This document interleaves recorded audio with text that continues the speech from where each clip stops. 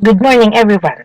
I am Evelyn Canyaveral of Lemery, Batangas, Philippines, and an active member of the Global Republic of Bitcoin. And this is my dashboard. I am here to make a video to express my gratitude and happiness for the community because I have made a PH or provided help of the sum of 6,756.59.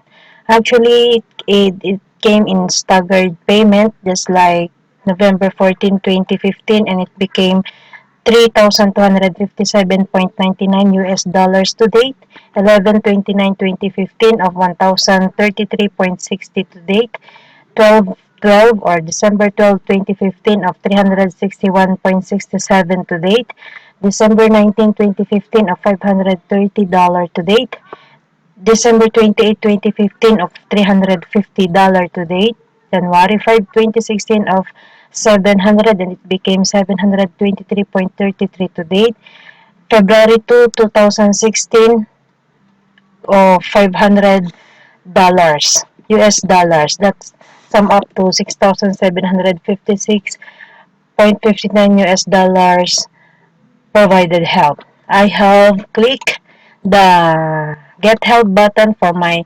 interest of last February 12, 2016 with the amount of 2,910 US dollars, and the order was created February 13, 2016. February 12, 2016 rather.